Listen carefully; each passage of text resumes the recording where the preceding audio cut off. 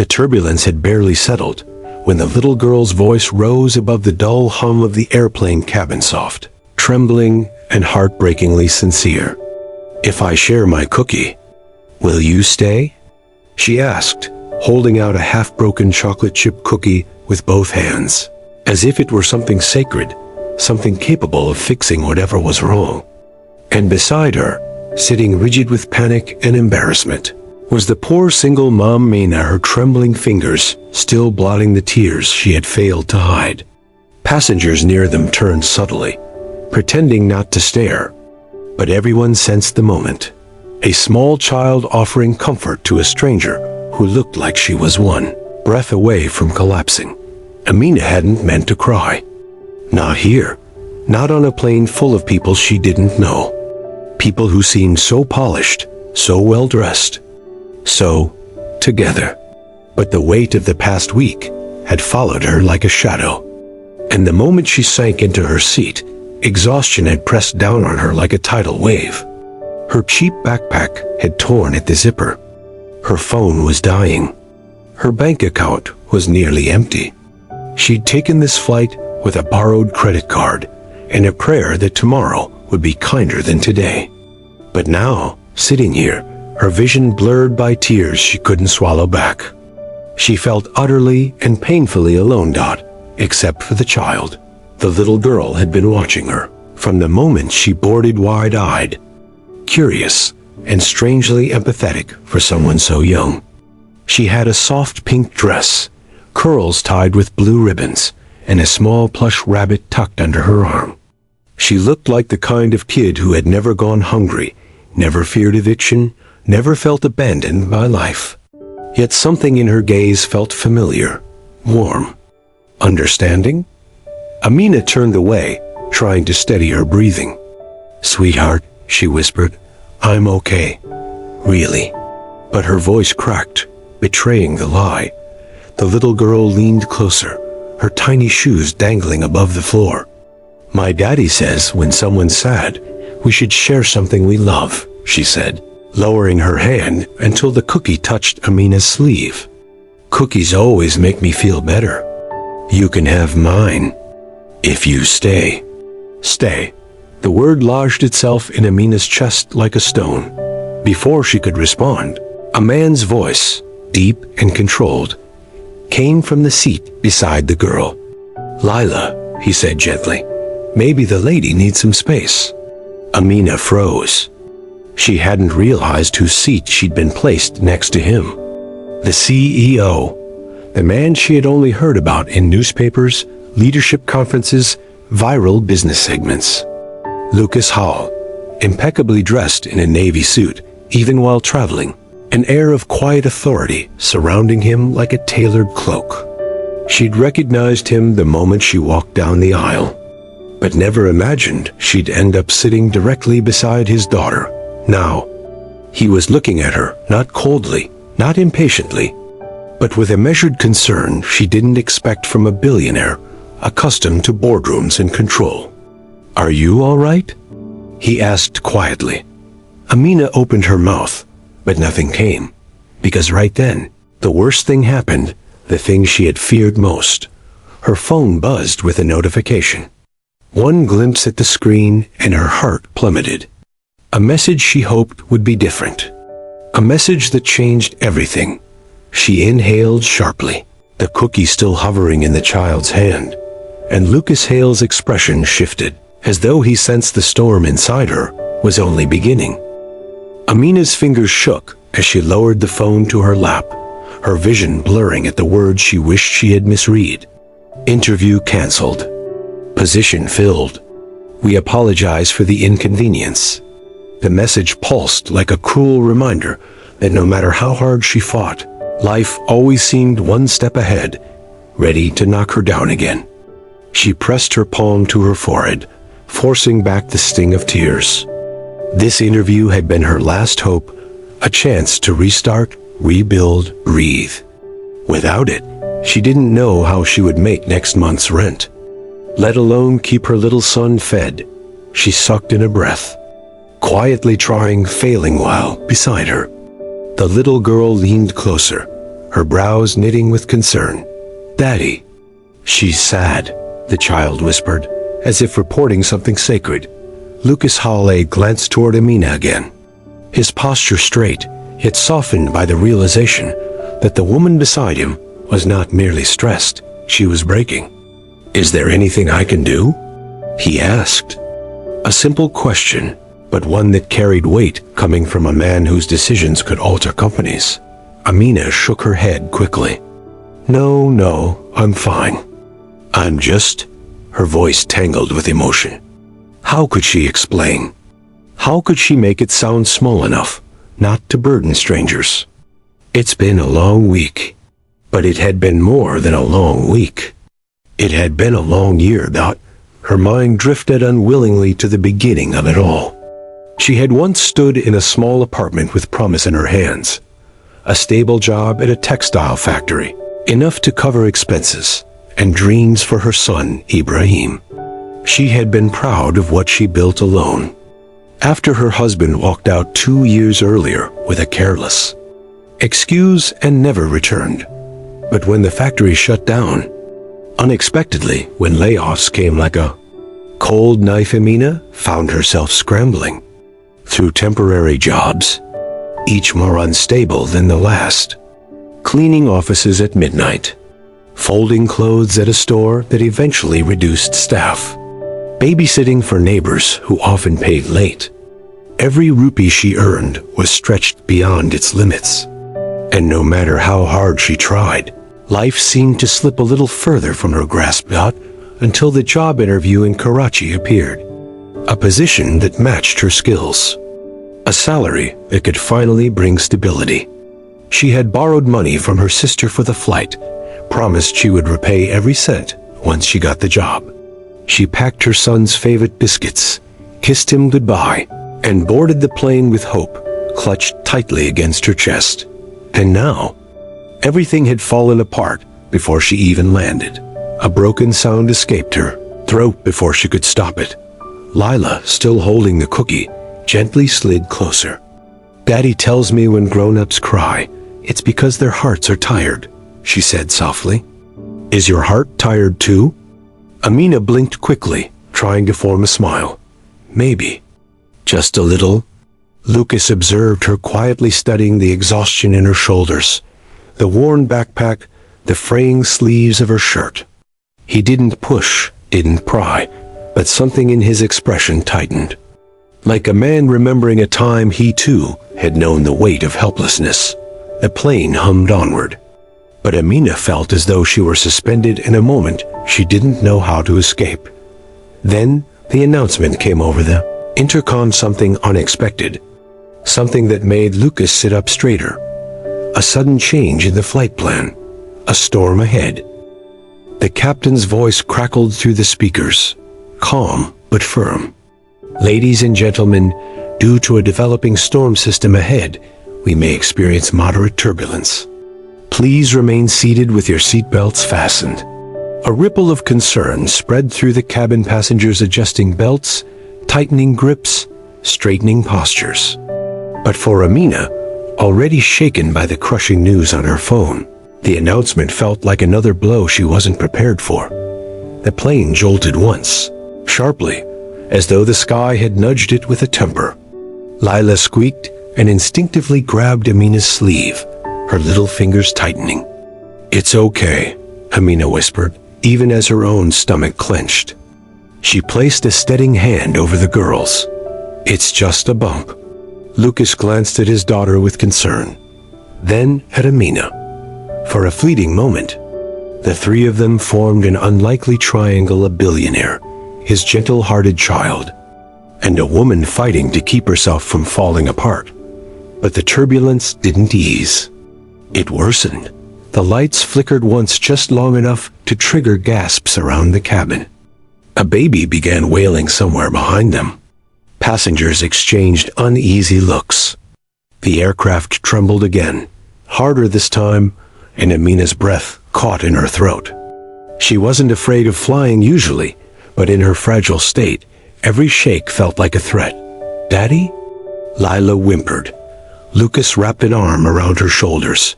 voice low. I'm right here, sweetheart. We're safe. Planes handle this all the time. Amina pressed herself back into the seat, fingers digging into the armrest. Another jolt. Her bag slipped from beneath the seat and shot forward onto the aisle. A moment later, several personal items spilled out her old wallet. A small packet of medicated cream for her son's eczema, loose coins, and a worn crayon drawing of Ibrahim holding her hand with the words, "Mama is my hero." The drawing fluttered under a passenger's foot. Amina felt humiliation burn through her. She unbuckled instinctively to grab it, but the seatbelt alarm chimed sharply. A flight attendant rushed forward. "Ma'am, please remain seated. I just need to pick it up," she said, reaching again. "Ma'am, please." The attendant's tone sharpened with protocol and pressure, not cruelty. But to Amina, already on the edge of breaking, it felt like a public reprimand. Passengers stared, some sympathetic, some annoyed, some whispering doubt. Lucas leaned forward immediately. "It's okay," he murmured, already unbuckling to retrieve the scattered items. "I've got it." His movements were swift, controlled. He picked up the drawing carefully, brushing off the dirt from the sole of the shoe it had been stepped under. "This yours?" he asked gently. Amina nodded, cheeks burning. "Yes, thank you." He gathered the rest of her things and placed them neatly on her tray.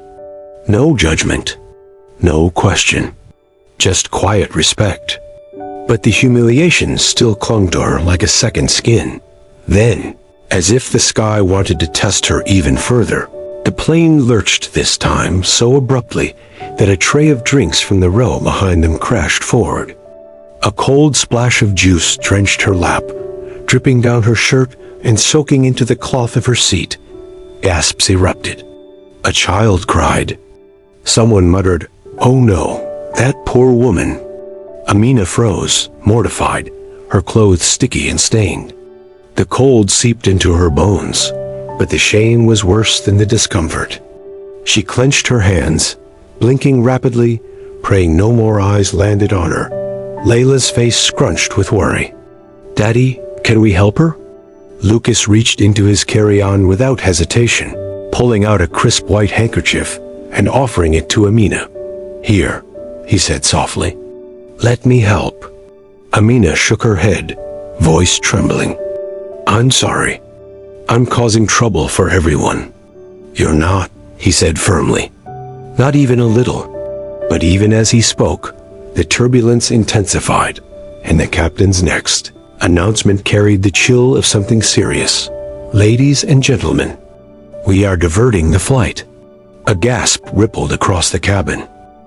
The cabin filled with uneasy murmurs as the captain's voice faded. Diverting the flight, a phrase that rarely meant anything good. Amina felt her pulse throb in her throat. She stared at her soaked clothes, at the juice dripping into the carpet beneath her feet. She felt small, invisible, yet painfully exposed under the pitying glances of strangers. The turbulence mellowed into a low shudder, but the tension remained thick in the air. Amina tried to wipe herself with the handkerchief Lucas had offered, but the cold fabric was no match for her trembling fingers. The humiliation of spilled belongings and sticky clothes mingled with the crushing news of her failed interview. It all swirled like a storm she couldn't step out of. Lucas noticed her shaking hands. "Here," he said gently, taking the handkerchief back for a moment. "You're freezing." He dabbed lightly at the juice, splattered across her sleeve, careful, respectful, like someone who knew how to help without crossing boundaries. Amina swallowed hard. "You don't have to. I want to," he said simply, then handed the cloth back. "Just breathe. The diversion is routine. The storm ahead is worse than expected. They're taking precautions." She nodded, but her chest tightened anyway. Because a diversion meant delays. Delays meant more costs. Costs she couldn't afford. Lila, noticing Amina's quiet panic, leaned forward and held out the cookie, again half broken, slightly crumbled, but offered with the sincerity of a child who believed kindness could cure anything. "You can still have it," she whispered. "You didn't answer last time." Amina let out a breath that trembled on the edges. She lifted her gaze to the little girl. "Thank you, sweetheart." Her voice cracked again, this time softer, as though the kindness itself hurt. "Daddy says sharing is magic," Lila said proudly. Lucas chuckled under his breath. "I said kindness is magic." "Same thing," she insisted, making him smile despite the chaos around them. For a moment, Amina envied that simplicity, that belief that the world could be fixed with a cookie. Passengers around them continued to whisper about the diversion. Some groaned about missed connections. Others complained about meetings, schedules, delays. But Amina had nothing to complain about. Her dream opportunity had already been taken from her snatched hours before she even arrived. Her phone vibrated again. She hesitated before glancing at the screen. A message from her sister. "Did you land? How did it go? Call me." Amina's heart tightened painfully. She typed back slowly. "Didn't get the job. Didn't even get to the interview." A moment later, "Emmy, I'm so sorry. Come home safe. We'll figure something out. We'll figure something out." The words looked hopeful, but Amina knew her sister was struggling too, working double shifts, barely scraping by. There wasn't much to figure out. The future was foggy, like the storm outside the plane. The PA system sounded again. "Passengers, please prepare for landing at our alternative airport." Amina inhaled shakily. An unplanned landing meant she would be stuck somewhere unfamiliar, with no money for food, transport, or even a place to sleep if delays stretched long. Her chest tightened with dread. Lucas noticed the fear settling in her eyes. "We'll be on the ground soon," he said quietly. "If you need help with anything," she shook her head quickly. "You've already helped too much." He paused, studying her face, recognizing, perhaps, that her refusal came from pride, not certainty. The plane dipped slightly as it began its descent. Engines humming deeper, Lila slid her tiny hand into Amina's. "It's okay," she said softly. "You're with us." Amina bit her lip, emotion catching her by the throat. But just as the wheels prepared to touch down, the captain's voice returned, this time carrying a strain no one could ignore. "Ladies and gentlemen, the situation on the ground is more complicated than expected." Passengers stiffened. Amina's heart dropped. The announcement descended over the cabin like a tightening rope. "The situation on the ground is more complicated than expected." No one spoke. No one moved. Even the babies who had been crying earlier fell silent, as though sensing the tension rippling through the adults. Amina gripped the armrests, pulse thudding in her ears. Her mind flooded with worst-case scenarios, emergency landings, dangerous weather conditions, the plane being forced back into the storm. She closed her eyes for a moment, whispering a silent prayer. Lucas leaned forward, his expression sharpening with focus, the kind of focus of a man used to taking control in chaos. Leela clutched his arm nervously, pressing her face into his side. "Daddy, what's happening? Are we in trouble?" He smoothed her curls gently. "No, sweetheart. The pilots are just being careful. They always make sure we're safe before landing." But even he couldn't hide the slight tension in his voice. The captain continued. "Due to flooding on the runway and limited visibility, we will be entering a holding pattern while we wait for clearance. We apologize for the delay." A collective groan filled the cabin, fear mixed with frustration. Amina's heart sank deeper. A holding pattern meant circling in the sky. More time above the clouds. More turbulence. More anxiety. And more time before she could figure out what she was going to do next. Her shirt was sticky against her skin. Her wallet held barely enough for a taxi ride, certainly not for emergency accommodations. She pressed the heels of her palms into her eyes. Not now. Not today. Please. Lucas watched her quietly, studying the heaviness weighing on her shoulders. He didn't ask what was wrong. Not yet, but something in his gaze said he already sensed the depth of her despair. Minutes passed slow, dragging minutes, until a sudden sharp bump jolted the plane again. Gasps erupted. Overhead bins rattled. A cup rolled down the aisle. The lights flickered once more. Then unexpectedly the plane tilted. A noticeable shift. A drop. Amina's breath stopped. Before panic could swell, the cabin speakers cracked again. Ladies and gentlemen, we've just received an updated directive. The storm system is moving faster than predicted. We are no longer permitted to hold. We will be diverting to a secondary airport further north. Passengers immediately protested. What? That's hours away. My connecting flight. This is ridiculous. But the voice on the intercom remained steady. Safety is our priority. We appreciate your cooperation. Amina felt the world tilt inside her chest. Further north. That meant even farther from home. Even farther from her son. Even farther from anyone who could help her. Her breath came shallow, uneven. Lucas noticed. Hey, he murmured, leaning slightly toward her. Look at me. She lifted her gaze reluctantly. You're safe. You're not alone. Whatever happens, we'll manage it. The sincerity in his voice, direct, steady, almost protective, hit her harder than she expected. But before she could respond, the flight attendant hurried down the aisle, stopping right beside them. Her walk was brisk, urgent. Mr. Hall, she said quietly, the captain needs to speak with you. A few passengers turned their heads in surprise. Amina blinked, confused. You? She whispered. Lucas exhaled slowly.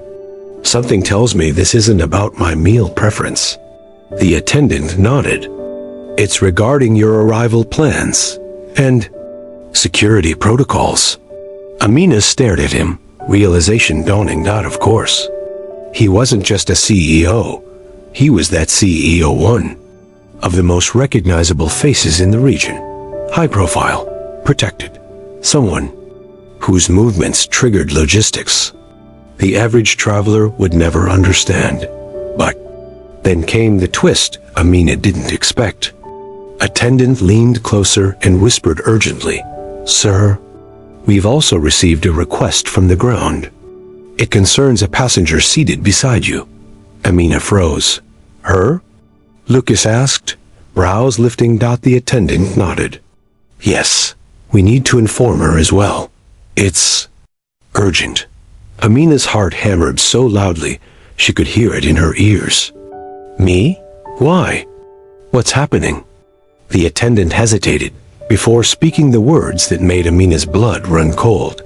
Mom, it's about your son. The cabin spun. Everything inside her stopped. Amina's breath caught as though someone had reached into her chest and squeezed her lungs tight. My son? She whispered, her voice barely a sound. The entire world seemed to shrink into a single trembling point. She tried to stand, but her legs buckled beneath her seatbelt. The flight attendant knelt slightly to meet her eyes, her expression softening. Ma'am, we received an emergency message relayed from the airline's ground team. Your son is safe, she emphasized quickly, seeing Amina's face drain of color, but he's not feeling well. Your sister reported he has a high fever, and she hasn't been able to reach you. She asked the airline to notify you as soon as possible. Amina pressed a shaking hand over her mouth. Relief and terror collided inside her. A fever. Not an accident, not an injury, not something irreversible. But still her baby boy was sick, and she wasn't there. Her eyes flooded instantly, the weight of helplessness crashing down like a tidal wave. I need to get to him. I need to land. We're doing our best, the attendant assured, though her voice carried the strain of someone who wished she could promise more. Beside her, Lucas straightened, the protective, decisive part of him snapping fully awake. "What's our ETA to the alternate airport?" he asked, his tone shifting into something firm, a tone that belonged to boardrooms. Negotiations, people who listened. The attendant glanced at her device. "Approximately 50 minutes, sir." "Too long." "An eternity." Amina clasped her hands, knuckles white. "He gets fevers a lot," she whispered, her voice unsteady. "His immune system, it's always been weak. I always know what to do. I always give him his syrup on time. I should be there. I shouldn't have taken this flight." Lucas turned to her, his expression sharpening with empathy and something else, respect. "You were trying to build a better life for him," he said. "There's nothing wrong with that." But Amina couldn't hear reason. Guilt wrapped around her ribs like a tightening band. "He's probably scared," she murmured, wiping her cheeks. "He always asks for me when he has a fever." Lila tugged softly at Amina's sleeve. "Is he little like me?" "Yes," Amina breathed, trying to steady herself. "He's almost 4. I get fevers too," Lila said gently, as if sharing a secret. "Daddy stays with me the whole night when it happens." "Your little boy just misses you?" Amina's throat tightened. She managed a weak, trembling smile for the child's sake. The attendant stood. "I'll keep you updated, ma'am. The moment we land, we'll get you off the aircraft first." She moved away quickly, leaving a heavy silence in her wake. The plane trembled slightly as it broke through a pocket of rough air. Amina held the armrests, eyes closed, silently begging the world to move faster. Lucas watched her, his jaw tightening. He had seen desperation before, in negotiating rooms, in failing companies, in people who had lost everything. But this was different. This wasn't business. This was a mother breaking in front of him, and something deep inside him, something buried under years of discipline and distance, stirred sharply. He leaned closer. "Amina," he said softly, "listen to me." She opened her eyes, tears still slipping silently down her cheeks. "The moment we land, I will make sure you reach your son. No delays, no bureaucracy. I promise." She shook her head weakly. "You don't have to do anything for me." "I know," he replied. "But I will." A crackle echoed through the speakers. "Ladies and gentlemen, prepare for descent." Amina exhaled shakily, finally, but just as her hope began to steady, just as the ground inched closer, the plane jolted sharply again. Hard, hard, enough to make passengers gasp. Hard enough to send Lila crying into her father's chest. Hard enough for Amina to freeze with a new, terrifying realization. Something was wrong. The plane shuddered violently, and for one terrifying moment, it felt as if the entire cabin was holding its breath. Overhead bins rattled, metal creaked sharply, and several passengers cried out. Amina clutched the armrest, her heartbeat pounding wildly in her chest. Lila's small fingers dug into her father's sleeve as she whimpered, eyes wide with fear. Lucas wrapped his arms protectively around his daughter. "It's all right, sweetheart. It's all right," he whispered, though even his voice had a strain he couldn't fully hide. He glanced over at Amina. She looked terrified, but not for herself. She was thinking of her little boy, sick and waiting, miles away. The captain's voice finally came over the speakers, tense but controlled. "Ladies and gentlemen, we've encountered a sudden wind shear. We have the aircraft stabilized. Please remain calm. We're moments from landing." Moments. Seconds. Amina closed her eyes, whispering a prayer that felt more like a plea. "Please, let me get to him. Please, I don't care how. Just let me reach him." Outside the window, the world blurred, rain streaking like silver threads down the glass, as the plane dipped lower and lower. Then, suddenly mercifully, the wheels struck the runway with a hard thud, bounced once, and rolled steadily. A collective exhale filled the cabin.